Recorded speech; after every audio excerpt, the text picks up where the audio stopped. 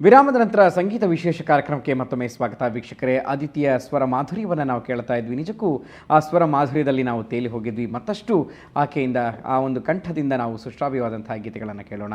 ಈಗ ಒಂದು ಟಾಸ್ಕ್ ಕೂಡ ಇದೆ. ಗುರುಗಳಾದಂಥ ದೀಕ್ಷಿತರು ಈ ಒಂದು ವಿಷಯವನ್ನು ಹೇಳ್ತಾರೆ. ಒಂದು ಟಾಸ್ಕನ್ನು ಕೂಡ ಕೊಡೋರಿದ್ದೀರಿ ಅದಿತಿಗೆ. ಸೊ ಏನು ಅದು ಅಂತ?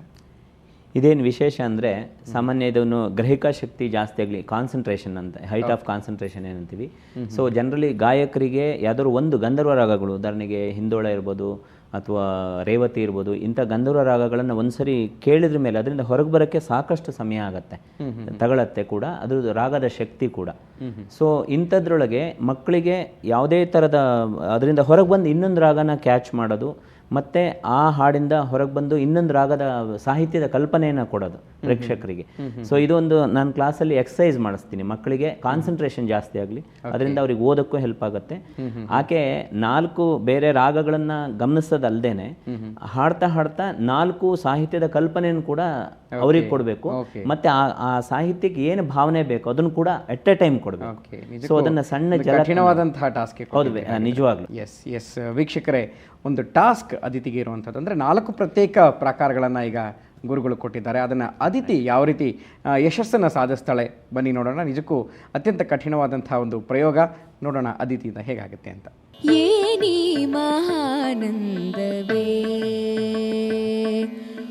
ಏನಿ ಮಹಾನಂದವೇ, ಓ ಭಾಮಿನಿ ಏನಿ ಸಂಭ್ರಮದಂದವೇ, ಬಲು ಚಂದವೇ ಏನಿ ಮಹಾನಂದವೇ. ಕಮಲವಿಲ್ಲದ ಕಿರೆ ನನ್ನ ಬಾಳು, ಚಂದ್ರನಿಲ್ಲದ ರಾತ್ರಿ ಬೀಳು. ಕಮಲವಿಲ್ಲದ ಕಿರೆ ನನ್ನ ಬಾಳು, ಚಂದ್ರನಿಲ್ಲದ ರಾತ್ರಿ ಬೀಳು. ನೀ ಸಿಗದೆ ಉರಿ ಉರಿ ಕಳೆದೆ ಇರುಳ, ನೀ ಸಿಗದೆ ಉರಿ ಉರಿ ಕಳೆದೆ ಇರುಳ. ಮಾತಿಲ್ಲ ಬಿಗಿದಿದೆ ದುಃಖ ಕೊರಳ, ಮಾತಿಲ್ಲ ಬಿಗಿದಿದೆ ದುಃಖ ಕೊರಳ. ನೀ ಸಿಗದೆ ಬಾಳೊಂದು ಬಾಳೆ ಕೃಷ್ಣ.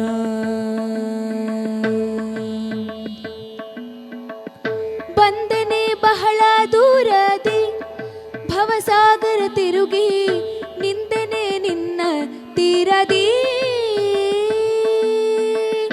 ಬಂದನೆ ಬಹಳ ದೂರದಿ ಭವಸಾಗರ ತಿರುಗಿ, ನಿಂದನೆ ನಿನ್ನ ತೀರದಿ. ಒಂದು ಗಾಳಿಗೆ ನೀ ಹರಿಯ ಬಿಟ್ಟಿರಲಾರೆ, ಒಂದು ಗಾಳಿಗೆ ನೀ ಹರಿಯ ಬಿಟ್ಟಿರಲಾರೆ. ಮಂದಗ ಮನೆಯನ್ನ ಮುಂದಕ್ಕೆ ಪೋರೆಯೇ, ಮಂದಗ ಮನೆಯನ್ನ ಮುಂದಕ್ಕೆ ಪೋರೆಯೇ. ವೇಣಿ ಮಾಧವನ ತೋರೆ ಜಾಣೆ ಜಾಣೆ ತ್ರಿವೇಣಿ ಪರಮ ಕಲ್ಯಾಣಿ. ವೇಣಿ ಮಾಧವನ ತೋರೆ ತುಂಗೆಯ ಗಂಗೆಯೊಳ್ ತನುವನು ಮೀಸಿ, ಶ್ರೀಗಂಧ ಲೇಪಿಸಿ ಪರಿಮಳ ಪೂಸಿ. ತುಂಗೆಯ ಗಂಗೆಯೊಳ್ ತನುವನು ಮೀಸಿ, ಶ್ರೀಗಂಧ ಲೇಪಿಸಿ ಪರಿಮಳ ಪೂಸಿ. ಪಟ್ಟು ಪೀತಾಂಬರ ಹೂಮಾಲೆ ಧರಿಸಿ, ಪಟ್ಟು ಪೀತಾಂಬರ ಹೂಮಾಲೆ ಧರಿಸಿ. ಬಾರಮ್ಮ ಹರಸಿ ನಸು ನಗೆ ಸೂಸಿ, ಬಾರಮ್ಮ ಹರಸಿ ನಸು ನಗೆ ಸೂಸಿ. ಬಾತಾಯೆ ಬಾ ಶಾರದೆ, ಶಾರದೆ ಬಾತಾಯೆ ಬಾ ಶಾರದೆ, ಶಾರದೆ ಶಾರದೆ. ವಾಹ್, ಸಂಗೀತಕ್ಕಿರುವಂತಹ ಒಂದು ಪ್ರಚ್ಛನ್ನ ಶಕ್ತಿಯೇ ಅದು ವೀಕ್ಷಕರೇ. ಹೇಗೆ ಒಂದು ವೇಗವಾಗಿ ಹರಿತಾ ಇರುವಂಥ ನದಿ ಹೇಗೆ ತನ್ನ ತಿರುವನ್ನು ಬೇರೆ ಪಾತ್ರಗಳಿಗೆ ತಿರುಗಿಸ್ಕೊಳ್ಳುತ್ತೋ ಮತ್ತು ಅದೇ ವೇಗವನ್ನು ಪಡ್ಕೊಳ್ಳುತ್ತೆ. ಸೊ ಅಂತಹ ಒಂದು ಸ್ವರ ಮಾಧುರ್ಯವನ್ನು ಈ ಒಂದು ಟಾಸ್ಕ್ನಲ್ಲಿ ನಿಜಕ್ಕೂ ಅದಿತಿ ಅದ್ವಿತೀಯವಾದ ಯಶಸ್ಸನ್ನು ಸಾಧಿಸಿದ್ದಾಳೆ. ಇನ್ನು ಮತ್ತೊಂದು ಟಾಸ್ಕನ್ನು ಕೂಡ ಕೊಡುವಂಥದ್ದು ಅಂದರೆ ಎಲ್ಲರೂ ಕೂಡ ಸರಿಯಾಗಿರುವಂಥ ಟೆಕ್ಸ್ಟನ್ನು ಹೇಳಬೇಕಾದ್ರೆ ಸಾಕಷ್ಟು ಎಡವುತ್ತಾರೆ, ಬೀಳ್ತಾರೆ, ಸಾಕಷ್ಟು ಪರಿಶ್ರಮವನ್ನು ಪಡ್ತಾರೆ. ಆದರೆ ಅದ್ವಿತೀಯ ಸಾಧನೆ ಇನ್ನೊಂದು ಇದೆ ಅಂತ ಹೇಳ್ತಾ ಇದ್ರಿ, ಅದು ಯಾವುದ್ರ ಬಗ್ಗೆ? ಒಂದು ಸಾಹಿತ್ಯನ ನೇರವಾಗಿ ರಾಗ ಸಂಯೋಜನೆ ನೇರವಾಗಿ ಹಾಡೋದು ಅಷ್ಟು ಕಷ್ಟ. ಹೌದು, ಅದೇ ಕಷ್ಟ. ಹೌದು, ನೋಡ್ಕೊಂಡು ಕಷ್ಟ. ಈವನ್ ನಮ್ಗಳಿಗೂ ಹೇಳ್ಬೇಕಂದ್ರೆ ಟೀಚರ್ ಆಗಿ. ಸೊ ಅಂಥ ಸಾಹಿತ್ಯನ, ಅಷ್ಟೊಂದು ಕ್ಲಿಷ್ಟವಾದ ಸಾಹಿತ್ಯನ ನಾನು ಅವರಿಗೆ ಎಕ್ಸಸೈಸ್ ಆಗಿ ಕೊಟ್ಟಿದ್ದೇನೆಂದ್ರೆ, ನೋಡ್ಕೊಂಡು ನಾನು ಉಲ್ಟಾ ಹಾಡ್ತೀನಿ. ಸಾಹಿತ್ಯನ ಅವರೋಹಣ ಕ್ರಮದಲ್ಲಿ ಕೊನೆ ಅಂಕಿತದಿಂದ ಶುರುವಾಗಿ ಚರಣಕ್ಕೆ.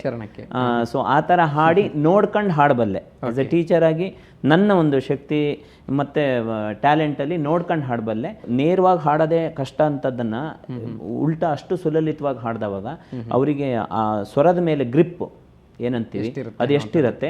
ಮತ್ತೆ ನೇರ ಹಾಡ್ಬೇಕಾದ್ರೆ ಹಿಂಗ್ ಹೋಗ್ತಾ ಇರೋದನ್ನ ಉಲ್ಟಾ ಹಾಡ್ಬೇಕಾದ್ರೆ ಅದ್ರ ಹಿಂದಿನ ಸಾಹಿತ್ಯ ತಾಳ ಮತ್ತು ರಾಗ ಸ್ವರ ಜೋಡಣೆಯನ್ನು ಬಿಡದೇನೆ ಹಾಡೋದಿದೆಯಲ್ಲ, ಅದು ನಿಜವಾಗ್ಲೂ ಅದೊಂದು ಎಕ್ಸಸೈಸ್. ಅದು ಕೂಡ ಪದ್ಧತಿಲಿ ಇಲ್ಲ. ಅದನ್ನೆಲ್ಲ ಮಕ್ಕಳಿಗೆ ಅದು ಶ್ರಮ ಆಗಲ್ಲ. ಅವ್ರ ಟ್ಯಾಲೆಂಟ್ ಅನ್ನು ಹೊರೆ ಹಚ್ಚಕ್ಕೋಸ್ಕರ ನಾನೊಂದು ಕ್ಲಾಸಲ್ಲಿ ಮಾಡೋದು. ಅದನ್ನ ಇಲ್ಲಿ ಇದ್ರ ಮುಖಾಂತರ, ನಿಮ್ಮ ವಾಹಿನಿ ಮುಖಾಂತರ ವ್ಯಕ್ತಪಡಿಸಿದ್ರೆ ನಿಜವಾಗ್ಲೂ ಇದು ಒಂದು ಕೂಡ ಟ್ಯಾಲೆಂಟ್. ಒಂದೊಂದು ಮಕ್ಕಳು ಕೂಡ ಟ್ರೈ ಮಾಡಿದ್ರೆ ಅವರು ಉಲ್ಟಾನೆ ಅಷ್ಟು ಸುಲಲಿತವಾಗಿ ಹಾಡಿದಾಗ ನೇರವಾಗಿ ಇನ್ನು ಎಷ್ಟು ಚಂದ ಹಾಡಬಹುದು, ಹಾಡೋ ಶಕ್ತಿ ಕೂಡ ಅವರಲ್ಲಿ. ಪ್ರಯೋಗವನ್ನು ಈಗ ಖಂಡಿತ ನೋಡೋಣ ನಾವು. ಕಮಲ ಭವನ ಪ್ರಿಯ ರಾಣಿ, ಕಮಲ ಭವನ ಪ್ರಿಯ ರಾಣಿ, ರಾಣಿ ಕಮಲ ಭವನ ಪ್ರಿಯ ರಾಣಿ, ವಿಮಲ ಮತಿಯೇ ನೀ ಕರುಣಿಸು ಜಾಣಿ, ಕಮಲ ಭವನ ಪ್ರಿಯ ರಾಣಿ,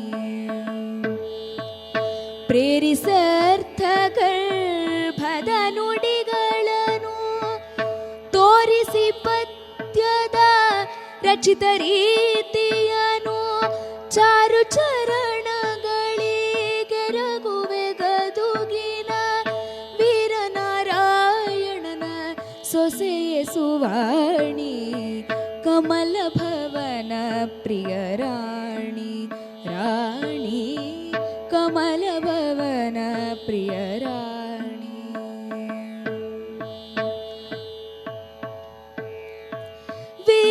ವೀರನಾರಾಯಣನ ಸೊಸೆಯ ಸುವಾಣಿ, ಚಾರು ಚರಣಗಳಿಗೆ ರಘುವೆ ಗದುಗಿನ ತೋರಿಸಿ ಪದ್ಯದ ರಚಿತ ರೀತಿಯನು, ಪ್ರೇರಿಸರ್ಥ ಗರ್ಭದ ನುಡಿಗಳನ್ನು ನವಿಲನೇರುವ ಪನ್ನಗವೇಣಿ, ಪವಡಿಸಿ ಗರಿಗಳು ಪಸರಿಸಿ ಕುಣಿಯಲು, ವಿವಿಧ ಬಣ್ಣಗಳ ಕಂಗಳು ಹೊಳೆಯಲು, ವಿವಿಧ ಭಾಷೆಗಳ ಒಡತಿಯಾಗಿನಿ, ವಿಮಲ ಮತಿಯೇ ನೀ ಕರುಣಿಸು ಜಾಣಿ, ಕಮಲ ಭವನ ಪ್ರಿಯ ರಾಣಿ, ರಾಣಿ ಕಮಲ ಭವನ ಪ್ರಿಯ,